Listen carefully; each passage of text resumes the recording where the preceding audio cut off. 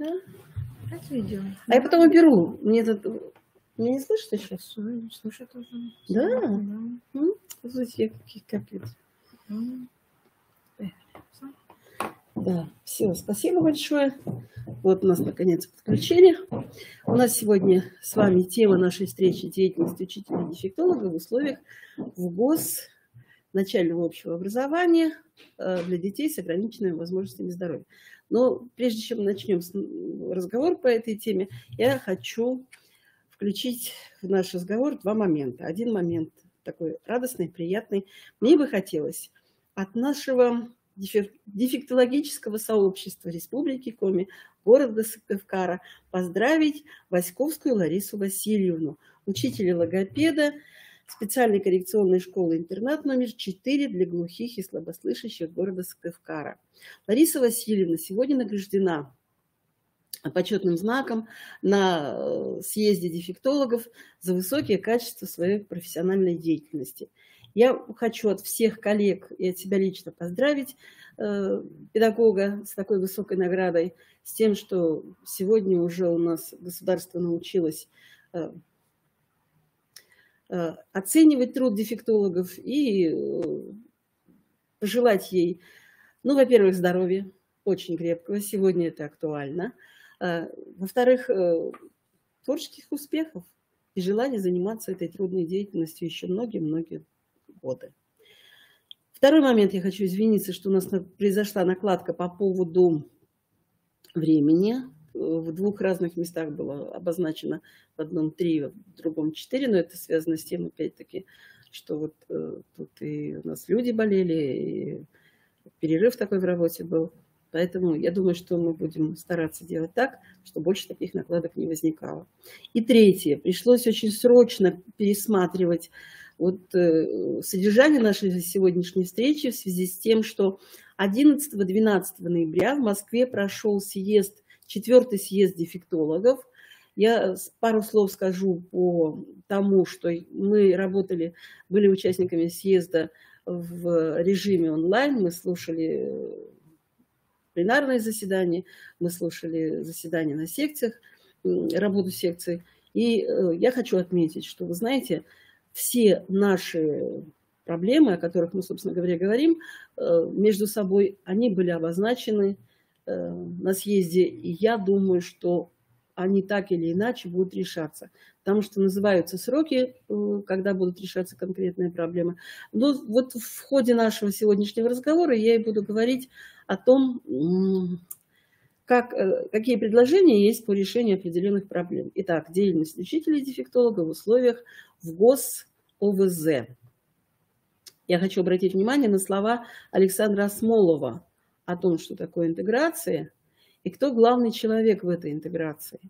Ничего не может произойти, если там не будет специалиста. Специалиста знающего, специалиста умеющего и специалиста, который хотел бы добиться каких-то определенных целей. Реальных, практико-значимых целей. Так вот, на съезде несколько раз прозвучала такая фраза, как псевдоинклюзия. У нас сегодня,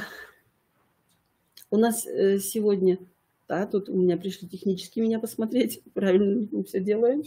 Все, спасибо большое. У нас сегодня пока система инклюзивного образования, она в стадии становления, она только-только еще встает на ноги. Только-только происходит разработка каких-то даже просто документов по поводу инклюзии и меняется. Сейчас на съезде был назван такой приказ номер 115, который вошел в силу с 1 сентября 2021 года. Этот же приказ был в 2020 году, не этот же, но на эту тему. Порядок организации образовательной деятельности в образовательных учреждениях. Я очень рекомендую всем дефектологам этот приказ найти и посмотреть. Там есть отдельный раздел по обучению детей с ОВЗ и инвалидностью.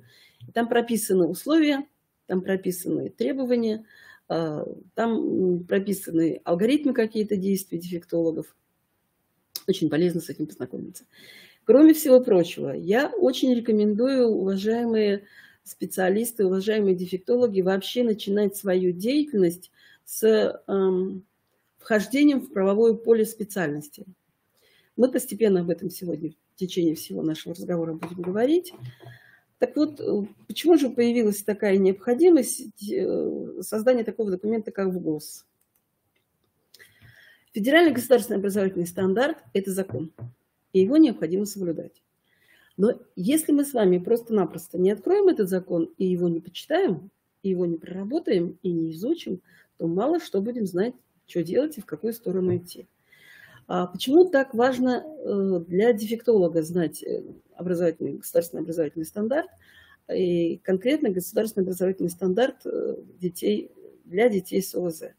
У нас с вами очень трудная должность, очень сложная, у нас очень сложные функции, и мы с вами все время ходим на грани какого-то правового поля.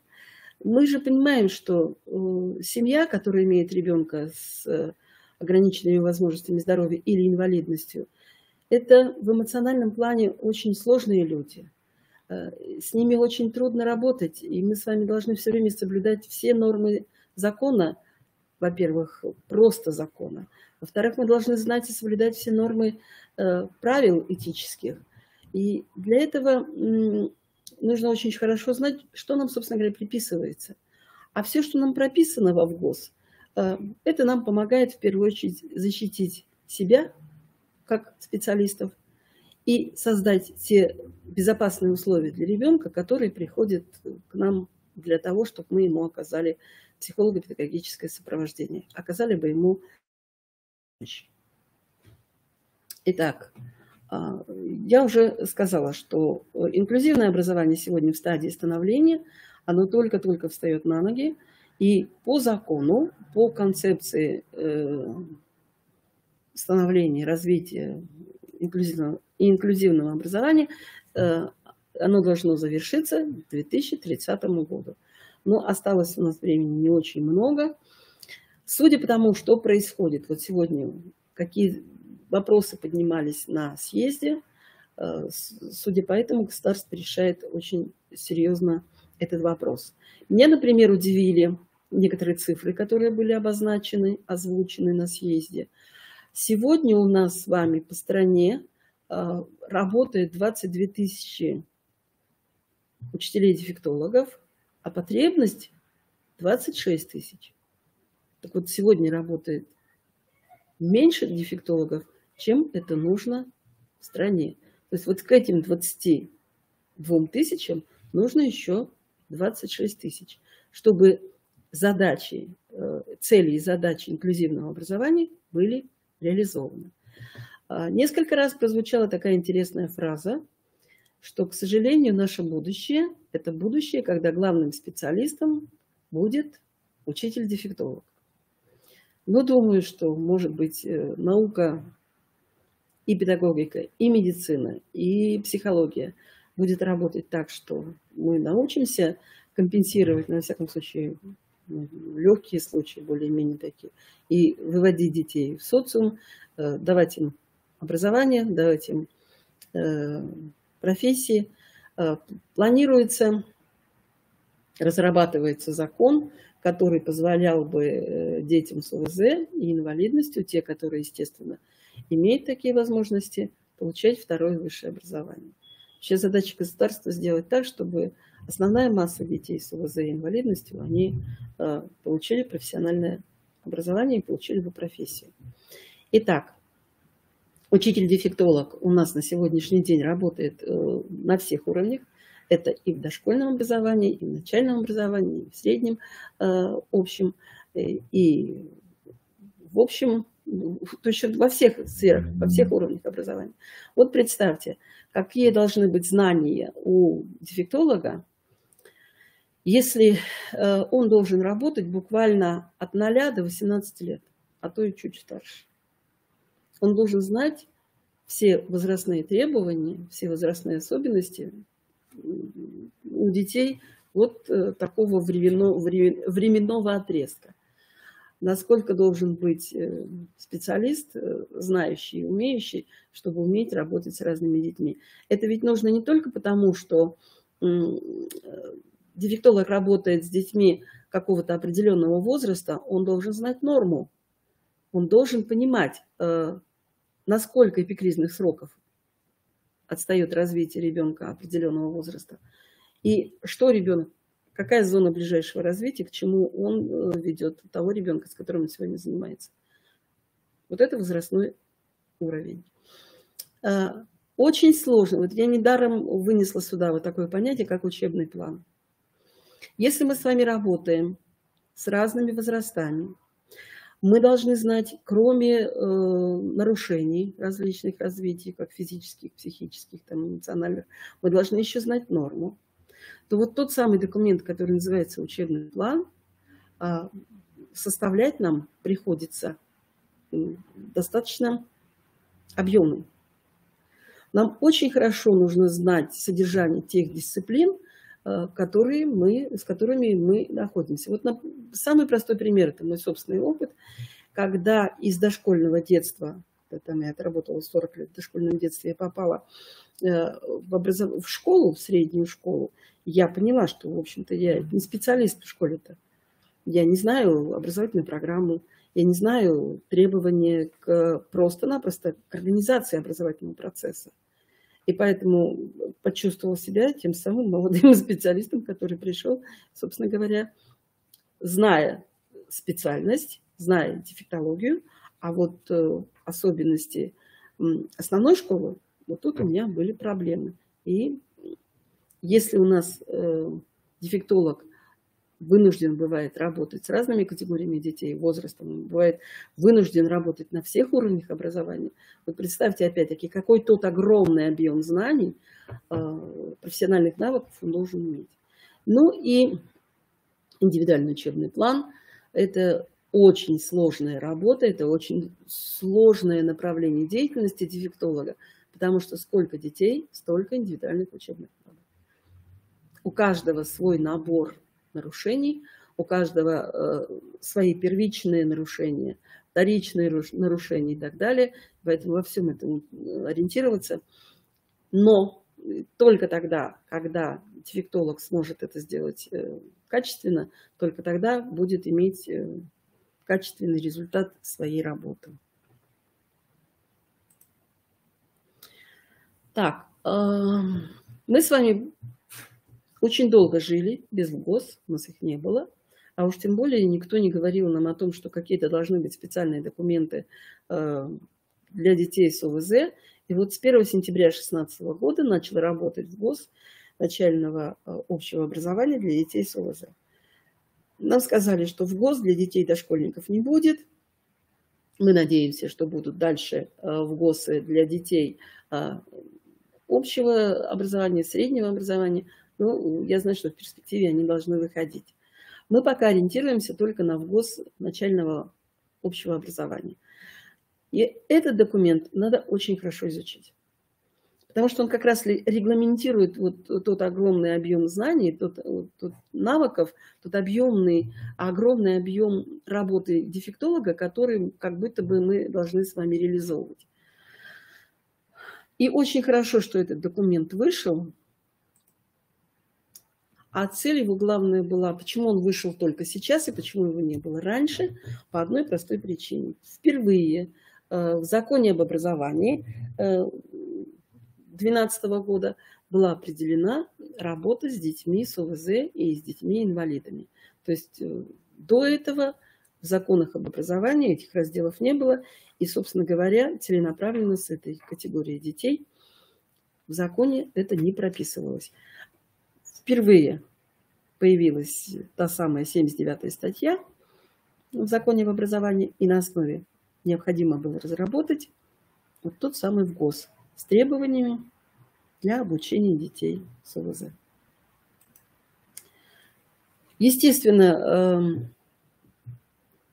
необходимость в образовании, обязательность образования была определена статьей 43 Конституции Российской Федерации. Она провозглашала право каждого на образование. Но вот того регламента, как это все делать, тех рекомендаций, каким образом осуществлять это право, то есть было мало. Была система спецобразования, была система специальных коррекционных образовательных учреждений, которые работали с детьми с нарушениями физического развития, с сенсорными нарушениями или с нарушениями интеллекта. Ну, а вот дети, которые не имели инвалидности, но имели определенные, они оставались вне образования. И мы с вами все помним, у нас была такая фраза, было такое определение, как необучаемые дети. На сегодняшний день, я уже об этом говорила, на сегодняшний день эту фразу ни один специалист, не только дефектолог, не имеет права произносить, а и просто педагог, воспитатель и учитель не имеет права произносить.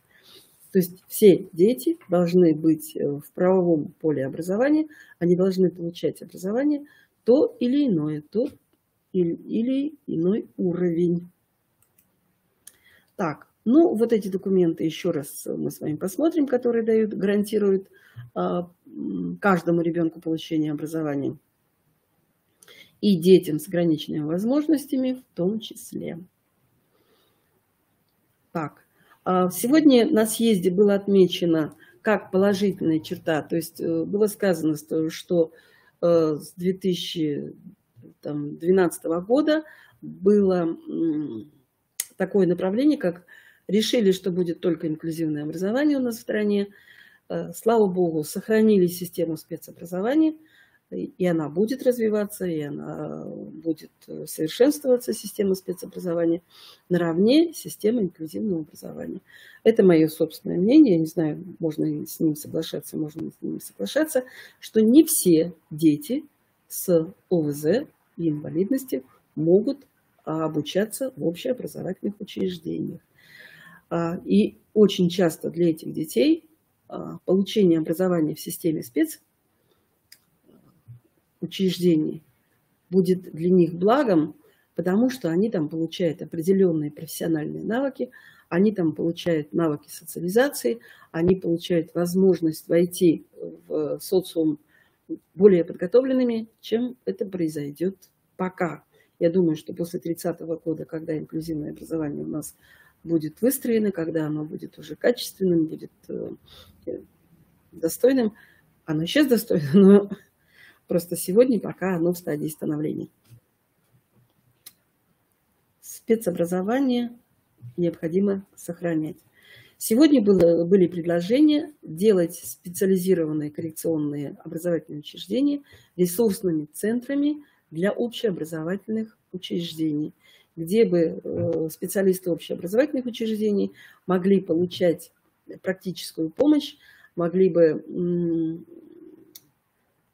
получать сведения и получать практические приемы, овладевать практическими приемами с детьми с ОВЗ и инвалидностью, которые приходят в общеобразовательную школу на условиях инклюзии.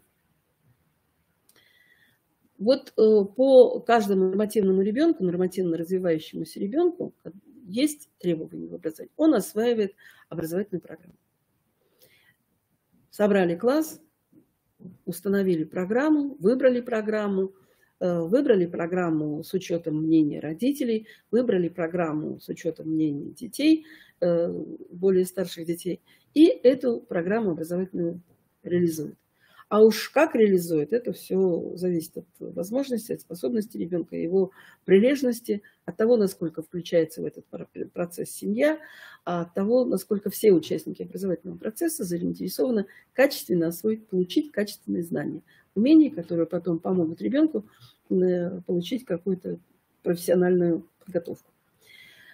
А вот дети с ОВЗ не могут осваивать такую образовательную единственную программу. Сколько там программ. Поэтому нам СГОС и разделил все эти программы на категории, да, на варианты и виды.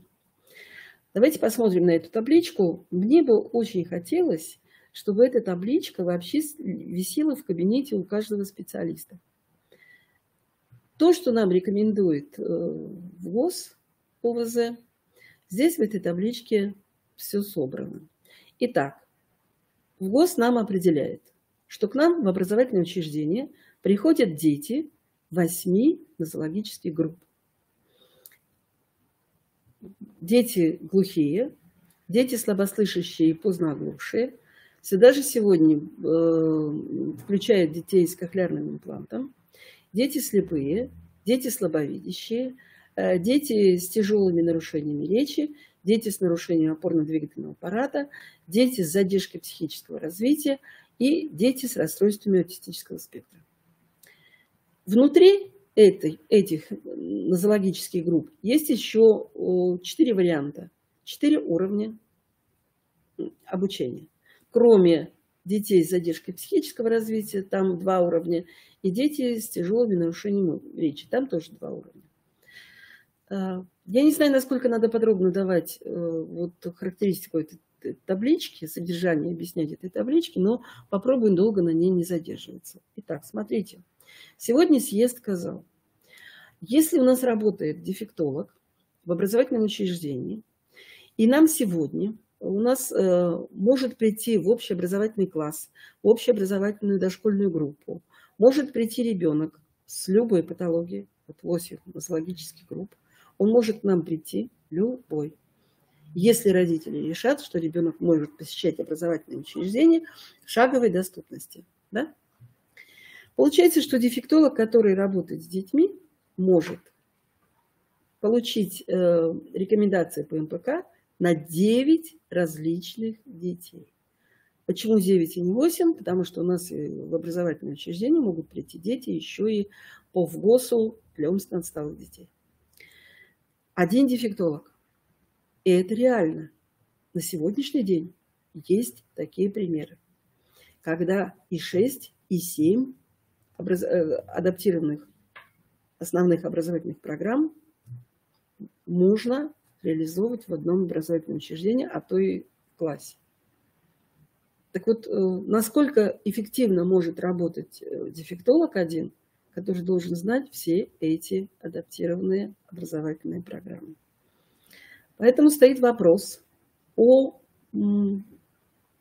переориентировании образовательного процесса подготовки дефектологов.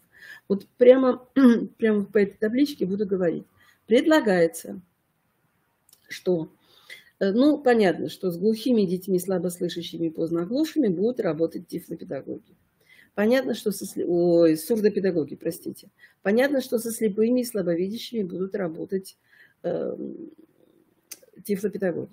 Понятно, что с детьми с ментальными нарушениями будут работать олигофренопедагоги. В классах и в группах для детей с тяжелыми нарушениями речи основной специалист – это учитель-логопед. А кто должен работать с категорией детей с задержкой психического развития?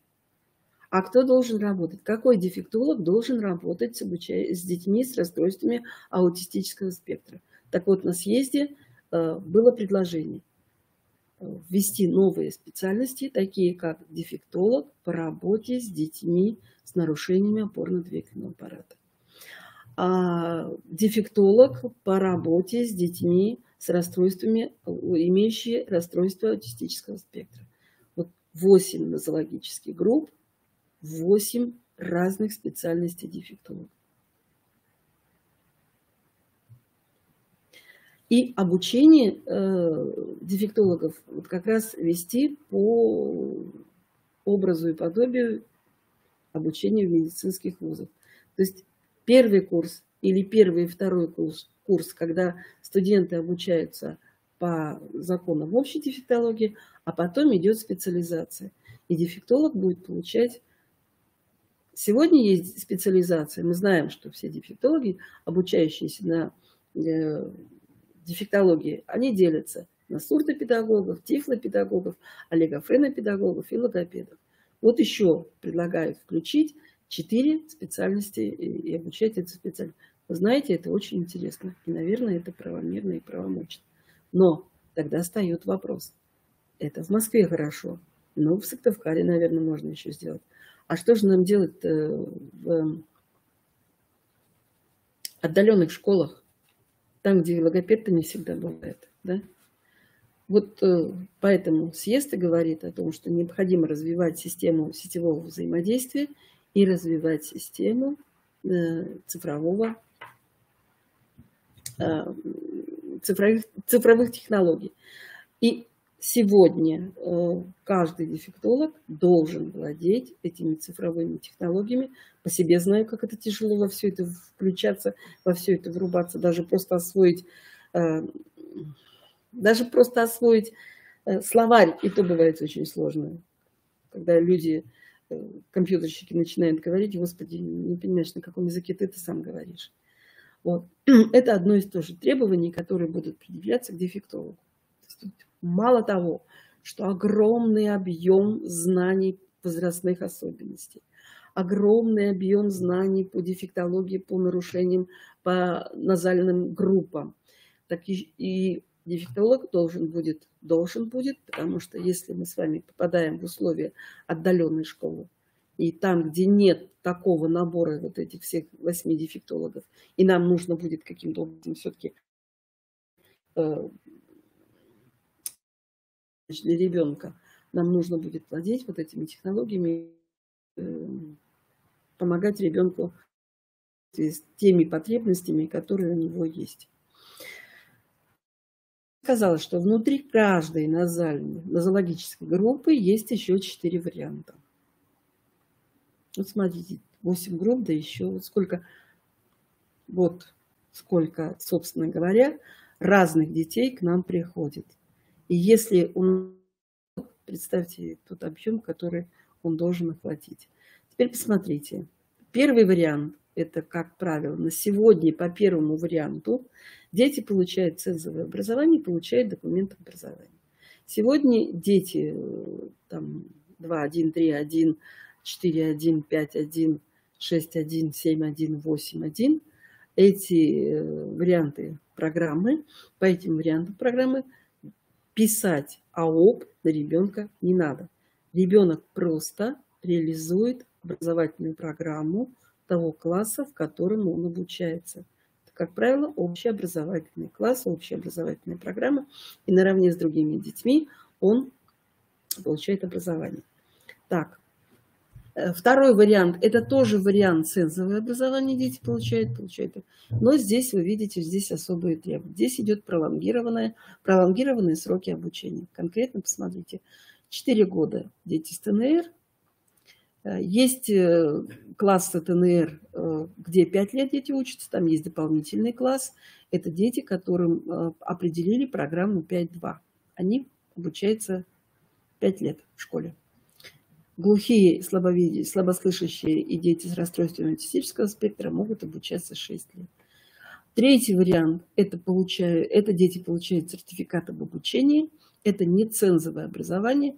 А по четвертому варианту вообще на ребенка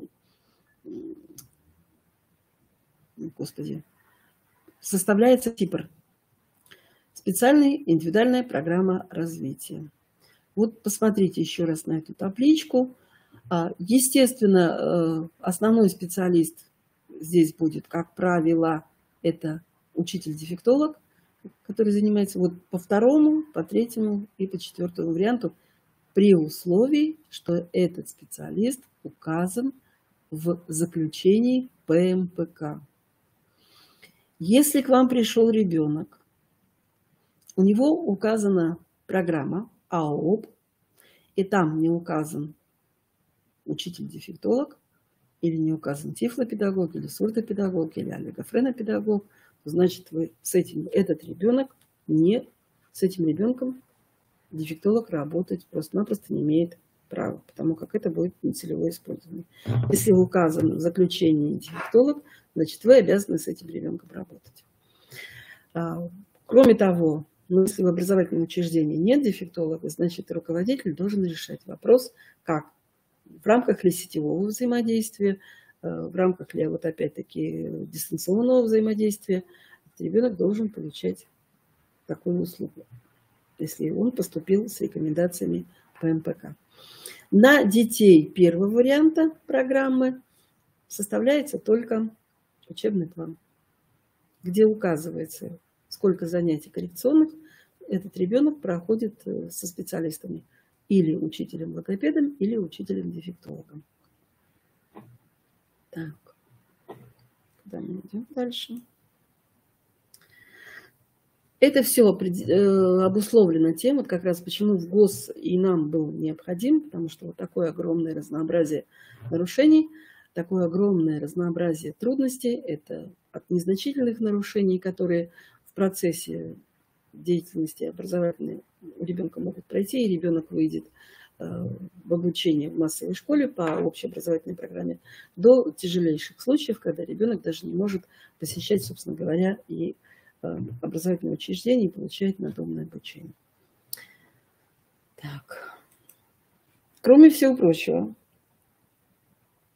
нам необходимо выполнять все правовые механизмы. Обучение должно быть построено на основе обязательно правовой нормативной базы. Вот сейчас попробуем мы с вами пошагово определить, что, собственно говоря, должен делать дефектолог, когда к нему приходит ребенок. Первое. Если вы приходите в образовательное учреждение, давайте так, вначале дефектолог пришел в образовательное учреждение. Что вы делаете? Вы должны очень четко знать, кем вас принимают в это образовательное учреждение. Для этого на сегодняшний день, когда, собственно говоря, очень трудно определить в дипломе вашу специализацию, это раньше был специалитет, это было легко, сейчас трудно.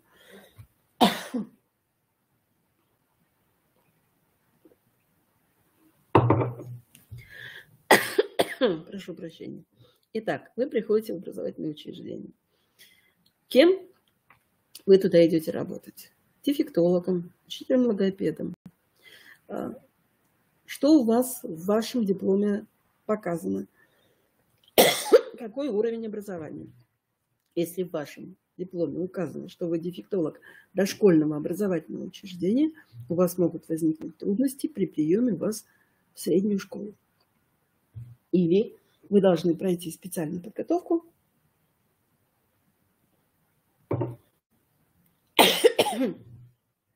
Вы должны пройти специальную переподготовку, повысить свою квалификацию, и вы можете тогда работать дефектологом в средней школе или в том учреждении, в каком вы решили это делать. Итак, что вам должны предоставить? Руководитель вам предоставляет должностные ваши обязанности. Посмотрите, пожалуйста, насколько ваши должностные обязанности совпадают, которые вам предлагают выполнять, совпадают с тем, что вы планируете делать. На сегодняшний день, и опять эта проблема, которая обозначена на съезде, нет профессионального стандарта учителя-дефектолога. Он не принят, не профессионально, не профстандарт логопеда, не профстандарт дефектолога. Он находится очень много лет на стадии утверждения. До сих пор не могут утвердить. Причин там много. Вы можете открыть должностные квалификационные характеристики и посмотреть, что в вашу деятельность как дефектолога входит. Еще раз, вспоминаете, о чем мы говорили. Вы должны знать все обо всех с 0 до 18. Вы должны знать все характеристики детей, всех нозологических групп. Вы должны знать сочетание, какой может быть ребенок при сочетанном дефекте, когда у ребенка выставлено тяжелое множественное нарушение развития. А конкретно, что вы-то, с какой категорией вы будете работать. Вот это все должно быть прописано в ваших должностных обязанностях. Или все на свете, ну, извините тогда, за те 20 часов, на которые вас тарифицируют, которые, собственно, определяются трудовым кодексом для вашей работы, вы это сделать-то точно не успеете. Вы должны посмотреть, сколько детей у вас будет, на какое количество детей вы идете. А вот здесь вам нужен такой документ, о котором я вам говорила. Приказ 115, новый приказ. Там определено, дефектолог с каким количеством детей, какой нозологической группы работает, где 6-12, где 6-10, где вообще только 5 человек. Вот вам надо посмотреть, открыть эти документы, там это все прописано. Теперь, что вы делаете? Вы знакомитесь с вашими должностными обязанностями, заключаете договор, если у вас проблема в том, что должностные обязанности, должностной и договор определяет и составляет руководитель учреждения. Вот когда вы договариваетесь с тем, что вам пишут, и вы принимаете это ваш осознанный выбор, вы это подписываете, и дальше вы будете выполнять все вот эти действия, функции профессиональные, которые вам определяет руководитель. Поэтому читайте, пожалуйста, должностные характеристики, должностные обязанности очень внимательно. Там должно быть прописано все. Сколько часов вы работаете, какое количество детей, из какой категории детей вы будете работать. Второй момент. Вы читаете все локальные акты данного образовательного учреждения. Это связано с безопасностью. Главным образом вы должны знать, где ваш кабинет, какие ваши действия. Самый простой вопрос, который вы должны решить. У вас ребенок находится на занятии. Естественно, ребенок раздет. Да?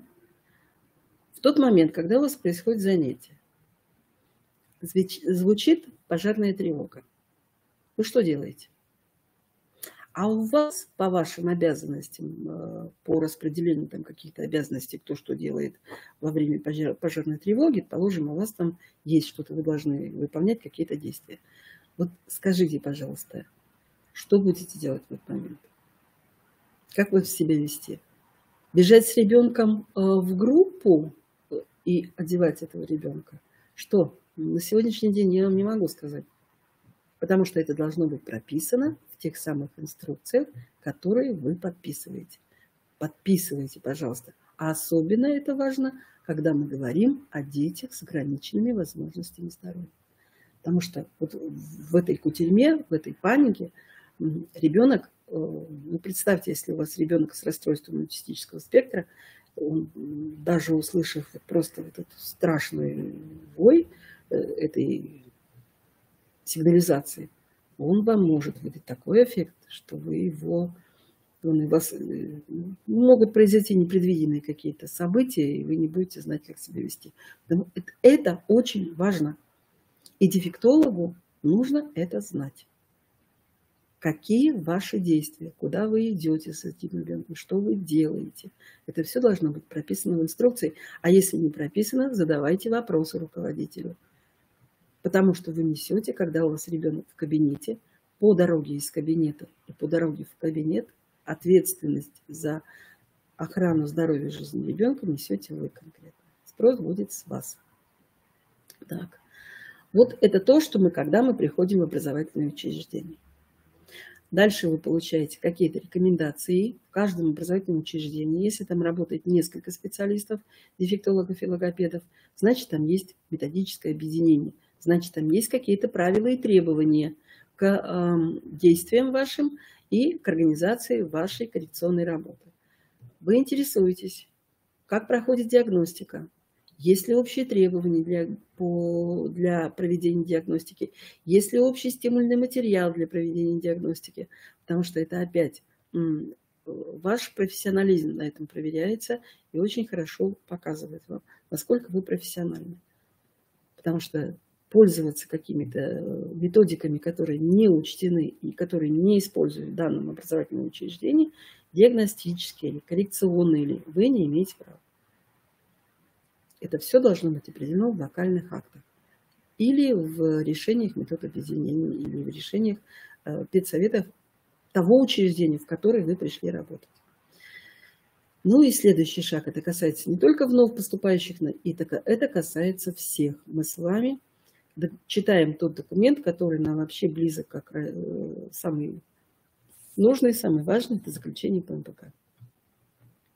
Вот этот документ надо изучать просто наизусть на каждого ребенка. Вы открываете у ребенка вот этот документ, заключение ПМПК. Первое, что вас интересует, есть ли у ребенка статус ребенок с ОВЗ. Если этот статус не продлен, если не подтвержден, если у ребенка нет статуса ОВЗ, ребенок с ограниченными возможностями здоровья, значит, к сожалению, вы не можете работать с этим ребенком. То есть вам государство не определило, не делегировало вам такие полномочия работать с этим ребенком. Без статуса ребенок с УВЗ с вами не работает.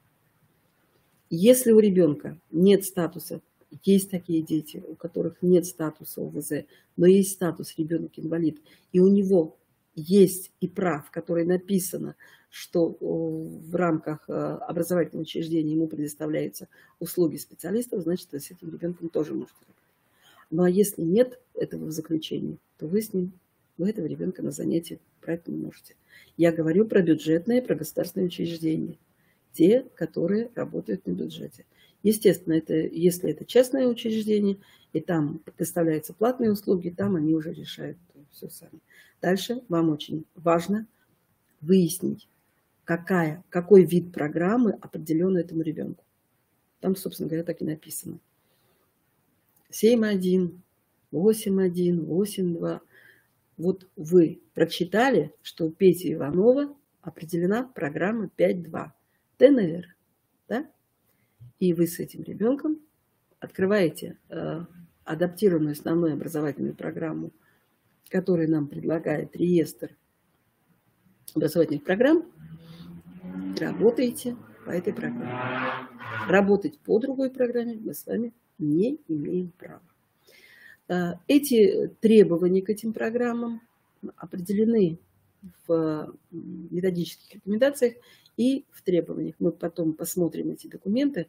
Там конкретно все расписано. Там есть содержание, там есть условия, которые вы обязаны в соответствии с этой программой. Если этому ребенку определена эта программа, вы только по этой программе и работаете. Или вы прописываете свою. Если у вас ничего не меняется, вы можете полностью работать по примерной образовательной программе. Взяли примерную образовательную программу, примерную адаптированную основную образовательную программу и по ней работаете. Если вы вносите какие-то изменения, тогда вы разрабатываете свою адаптированную основную образовательную программу, утверждаете ее по той цепочке, по которой она должна идти, и работаете. Так.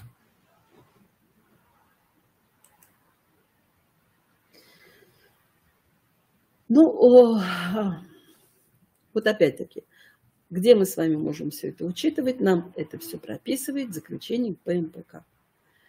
Если мы с вами раньше получали ребенка, к нам приходил ребенок с протоколом ПМПК, там было прописано и какие заболевания были у ребенка, и что ему пишут специалисты все, то на сегодняшний день в заключении этого нет. Но там очень хорошо прописаны условия. Вот те условия, которые прописаны в заключении, мы обязаны с вами исполнять. Тут хочу сделать такое небольшое отступление. Для родителя, для семьи заключение ПМПК носит рекомендательный, пока еще носит рекомендательный характер. То есть они получили заключение, они вообще могут положить его в стол и не дать этому заключению никакого движения. Они дальше выбирают, куда им идти с этим заключением. Или они идут в управление образования, в образовательное учреждение, или они никуда не идут с этим заключением. А вот для образовательного учреждения выполнение рекомендаций ПМПК, выполнение рекомендаций, которые прописаны в заключении, обязательны к исполнению. Если мы с вами отказываемся это делать, то я вас уверяю, если вы не будете это выполнять, значит, к вам придут люди из контрольных органов. Будут проверять, как вы это исполняете. Это уже задача руководителя учреждения, как он будет решать эти вопросы. Но все, что там прописано, это все читается и все должно выполняться.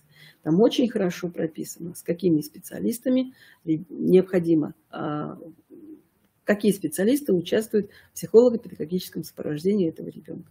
Или это учитель-логопед, или это учитель-дефектолог, или это педагог-психолог, или это соцпедагог. Все прописано.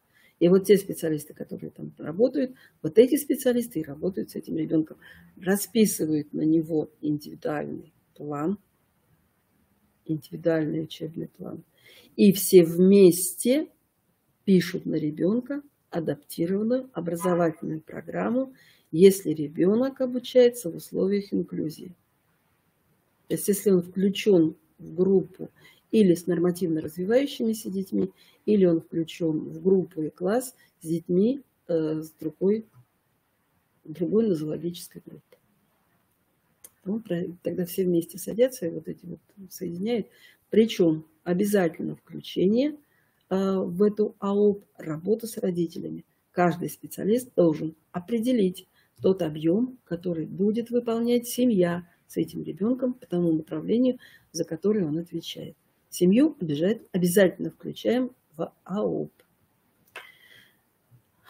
Так, кроме всего прочего, мы уже с вами говорили о том, насколько у нас огромный объем работы, и съезд об этом говорил очень много, и сегодня это большая, огромная проблема на междисциплинарном уровне, как решать проблему обучения детей с ОВЗ, и на межведомственном, когда мы говорим о том, что ребенка в начале, очень часто ребенка с ОВЗ нужно пролечить, а потом уже заниматься целенаправленным его обучением. И нужно вначале, чтобы в этом принимали участие медики, а может быть, медицинское сопровождение необходимо на все время обучения ребенка в школе. Для этого межведомственное взаимодействие должно быть отработано, и о проблемах межведомственного взаимодействия было на съезде сегодня сказано очень много. Это понятно, что у нас есть такие дети, которые нуждаются в серьезном сопровождении медицинском. Так. Что же еще должен делать логопед, тот самый специалист в области дефектологии? Посмотрите, как много мы с вами должны знать, должны уметь, и все-таки мы должны хотеть помочь этому ребенку, который к нам приходит. Вы знаете, в свое время была такая фраза. Простой педагог говорит, ребенок должен знать и уметь. А дефектолог говорит, ребенка можно научить. Видите разницу? Да? Уважая всех педагогов абсолютно, которые работают с детьми, я очень сильно люблю дефектологов. Потому что вот когда ты видишь самые маленькие шаги, даже просто, если ребенок перестал кричать и пришел к тебе на занятие, заходит к тебе в кабинет и хочет зайти к тебе в кабинет, пусть он к тебе не подходит, пусть он пока с тобой не разговаривает, но он находится какое-то время в твоем кабинете, и при этом он не скандалит, не кричит. А тем более, если еще задает вопросы тебе, то значит все, лед тронулся. С этим ребенком мы будем работать и получать положительную динамику. Так. Вот как раз, смотрите, то, что мы с вами говорили, вот в этой фразе и заключено. Мы должны знать столько много, столько знать и уметь, чтобы изменилось отношение ребенка к обучению.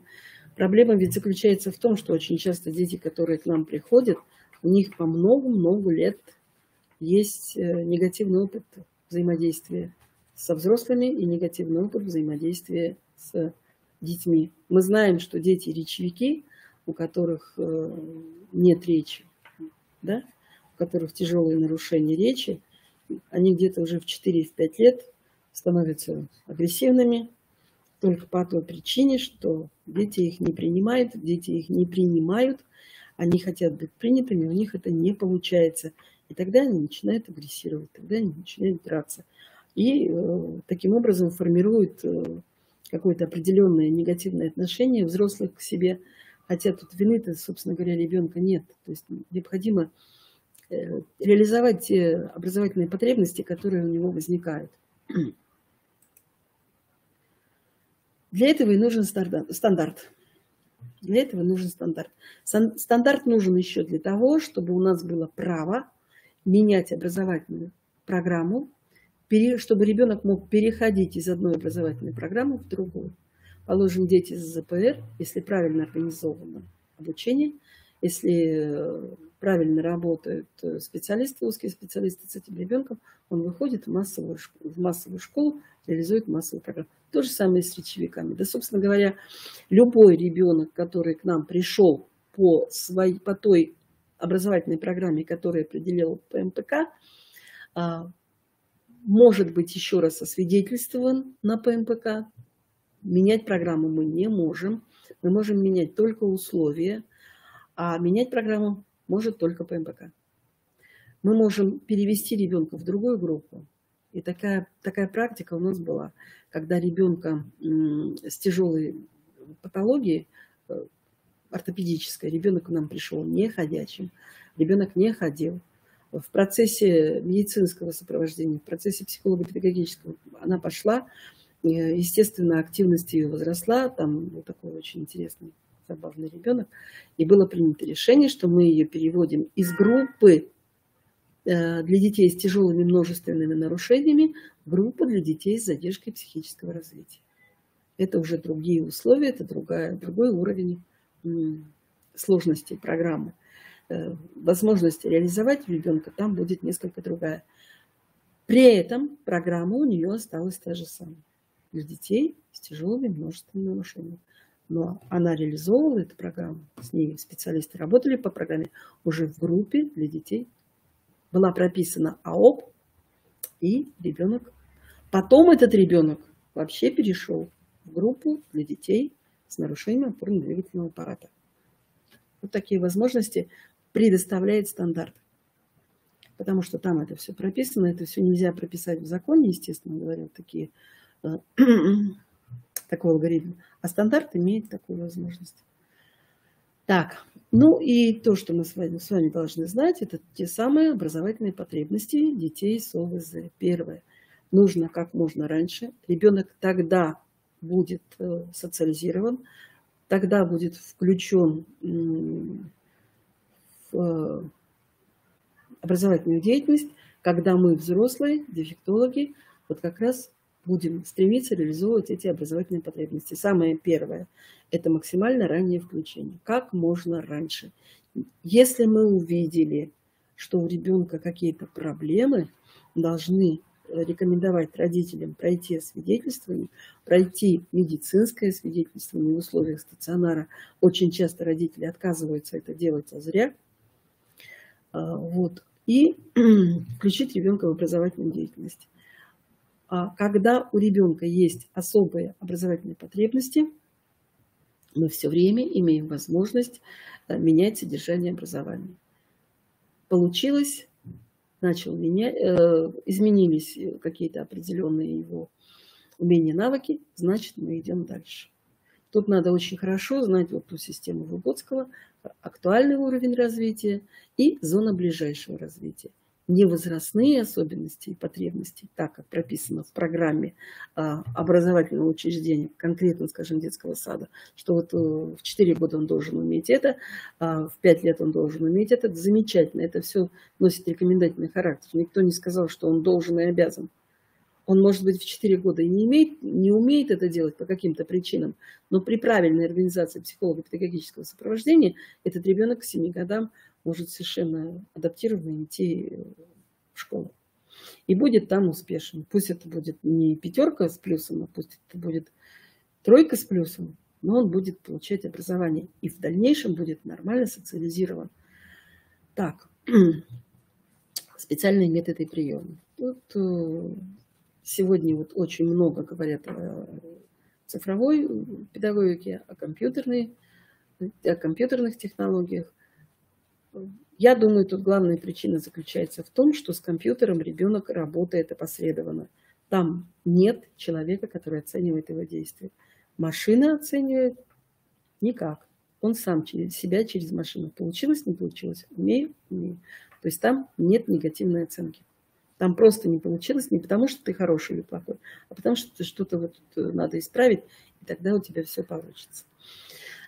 Так, ну и индивидуализация детей. Это тоже образовательные потребности. Я говорю, что на каждого ребенка создается своя индивидуальная учебная программа. И она должна быть действительно с учетом его нарушений, то, что у него нарушено, с учетом его проблем. Ну, дефектолог – это тот человек, который, опять-таки, должен уметь накормить ребенка. У него должны быть и такие навыки. Он должен уметь погулять с этим ребенком. Потому что если ребенок не садится на занятия за стол, а нам надо с вами выработать у ребенка доверие к этому, к самим себе, к взрослому, который с ним работает. А мы знаем, что для него доминантой является прогулка на улице, и если для него доминантой является игры с машинками, мы будем вначале делать это, пока не выработаем у ребенка доверие к нам, и пока он не захочет с нами, собственно, общаться на другие темы тоже. Так. Вот только тогда, когда мы эти потребности удовлетворяем, тогда мы получаем возможность к обучению, к образованию. А когда мы без учета индивидуальности ребенка, без учета всех этих потребностей работаем, только потому, что нам кажется, что это хорошо и это правильно. Знаете, сегодня прозвучала такая интересная фраза. Нет ребенка с ОВЗ вообще, как и нет дефектолога вообще. То есть для каждого ребенка с ОВЗ должен быть дефектолог его собственный, для него личный. И вот это уже наша с вами задача, это уже наше с вами профессиональное умение, когда мы становимся для каждого ребенка с ОВЗ его личным дефектологом. Тогда мы придем к тому, что мы получим позитивный результат. И ребенок начнет развиваться. Так, ну и, наверное, мы сейчас с вами откроем другой. Вот то, что я вам говорила. Вот в этих, во всех документах концепция, там очень хорошо все расписано, куда идти дефектологам, в какую сторону, какие условия мы реализуем, что должно быть для обучения каждой нозологической группы. То есть там написана и материально-техническая база, и даже финансирование. Но финансирование сегодня это, наверное, наиболее сложное. И мы с вами, это не в рамках нашей компетенции, финансирование решать. Так, что нам очень важно знать? Нам нужно посмотреть в реестре образовательных программ, найти, они там все есть, все 8 программ. Все 8 программ там есть, и мы должны с ними познакомиться. Так, вот, пожалуйста, у каждой программы есть свое предложение, где требования к адаптированной основной образовательной программе для глухих детей, для слабослышащих. Что нам делать с детьми, которые более старшего возраста, то есть это 5 класс и выше. Нам пока рекомендуют ориентироваться на те требования, которые для начальной школы. Рекомендуются с ними знакомиться. То есть вот эти документы мы с вами, дефектологи, коллеги, должны знать, по сути дела, наизусть. Там все прописано. Там буквально самые, даже объясняется, в какие игры, с какими детьми нужно играть, а как не нужно, и чего делать, собственно говоря, нельзя. Пожалуйста, открываем эти документы и работаем с этими документами. Если у вас дети 2-3 нозологических групп, тут уж тем более. Опять-таки пример, когда как учить ребенка с тяжелыми нарушениями речи, у которого еще есть осложненная задержка психического развития, как его обучать иностранному языку. Так вот, просто открываем требования, там написано: формировать у ребенка положительное отношение к звучанию иностранной речи. Пока так. Как только включили его в эту деятельность, как только повысили его активность на уроках английского языка, наверное, там дальше можно будет идти уже обучать его иностранному языку как предмету. Так что давайте будем изучать документы, которые... Так, что мы еще, куда идем? Вот где... Вы знаете, вот все, что касается... Говорить ведь можно, объем-то очень огромный, объем очень большой. Но что еще хочу сказать по нормативно-правовому полю.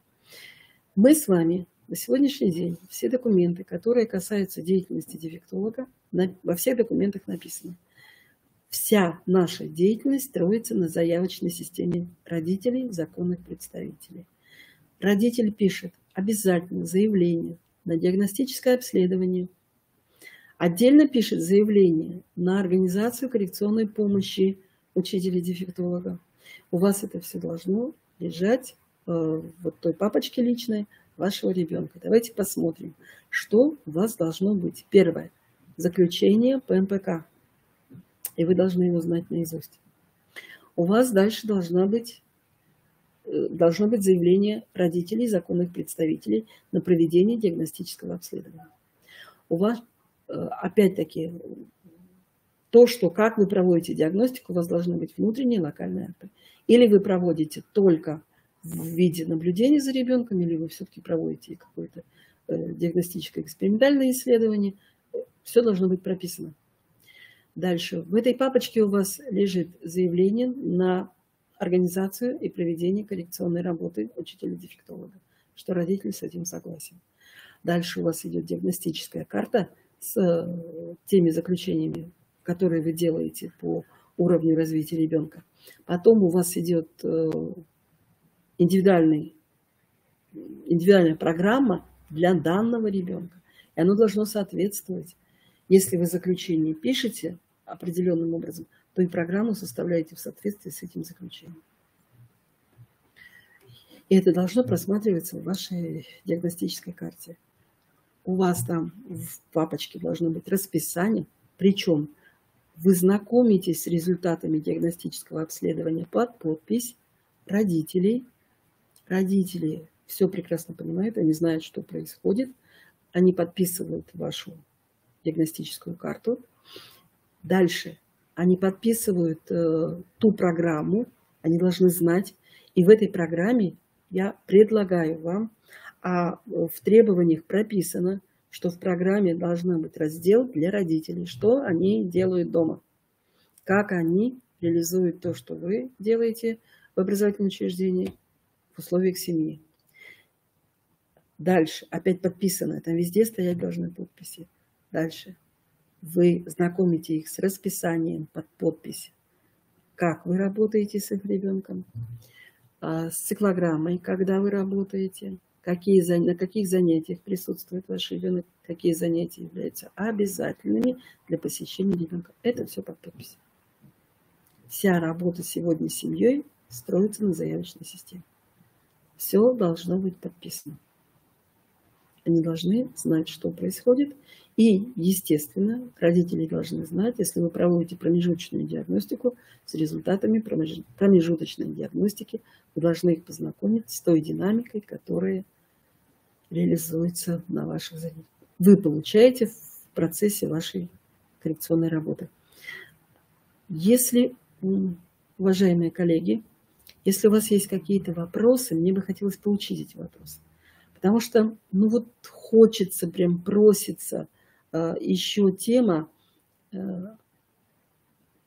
дифференциации работы ПМПК и ППК, дифференциации АОП и АООП.